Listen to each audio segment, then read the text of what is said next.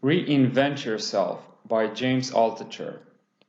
In the following minutes, I will tell you what are some of my takeaway messages from this 400-page book. Let's start with number 1. James says that reinvention is about defining your freedom by multiplying your sources of income. In my view, today it is easier than any other time in history to do that. You have the internet. The possibilities to make money are unlimited. Of course, if you're able to narrow your focus and shut down all the media noise that's captivating your attention, and most importantly, your time, which is probably the most invaluable resource that we have. Reinvention is about improving relationships and finding mentors. Okay, let me clarify this. Your mentors don't actually have to be in person. You can learn from them by reading their books, watching their videos and lectures, following their social profiles. You get the point.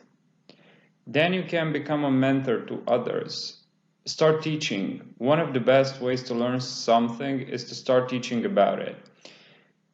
When we try teaching something to someone, we become more aware of what we don't know, and this forces us to review our information, concepts, or materials. Now, don't trust me on this. Try it. Grab your phone, record yourself, open up YouTube, and hit upload. Make the internet work for you instead of against you. Reinvention is then also about habits. James says, and I agree for the most part, quote, "You're not just the average of the 5 people around you. You're the average of the 5 habits you do, the things you eat, the ideas you have, the content you consume, etc." End of quote. For more of my thoughts about this, see my video on the priming effect, which I'll link to in the description. Point number 2 comes from Louis C.K. This is what he says, quote, "What happens after you die? Lots of things happen after you die. They just don't involve you." End of quote. So what is the practical value of this? As per James, at the end of each day, you should ask yourself, who did I help today? Instead of wondering about existential questions.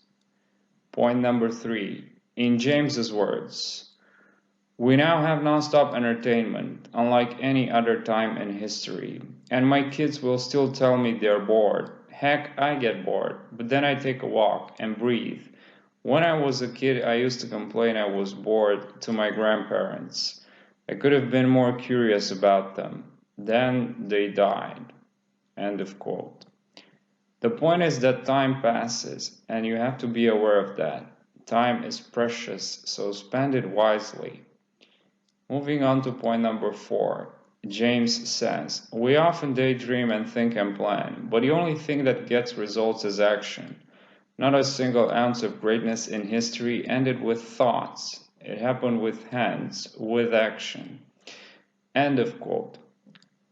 This goes hand in hand with what I said earlier. Everyone has ideas and plans. They are worthless. They don't mean anything. Stop theorizing. Stop imagining, stop idealizing, and start doing something. Start solving a problem for someone. And you can do that right now. So many people need help, and you can reach them over the internet. There are forums, there are Facebook groups, there are your friends over there. At least someone needs help. Make your time count. Point number 5, quote, "A friend of mine is writing a novel but is afraid to publish it. Maybe it will be bad," he told me. Fortunately, we live in a world where experimentation is easy. You can make a 30-page novel, publish it on Amazon for nothing, use an assumed name, and test to see if people like it. End of quote. You don't even need to publish under your name. Take this as another call to action. Point number 6. The following questions and answers are, in my opinion, some of the best pieces from the book. Reinvention is at the center of them all. Time it takes to reinvent yourself, 5 years. Here's a description of the 5 years. Year 1, you're flailing and reading everything and just starting to do. Year 2, You don't know who you need to talk to and network with. You're doing every day. You know. You finally know what the Monopoly board looks like in your new endeavors. Year 3, you're good enough to make money. It not might be a living yet. Year 4, you're making a good living. Year 5, you're making wealth. End of quote. The bad news is that if you're in it for the quick buck, you're never gonna make it. Being good at or mastering something requires time, deliberate practice, and comfort with discomfort. If you fall for hacking the 10,000 hour rule or mastering something in 2 weeks, you're in it for a big delusion.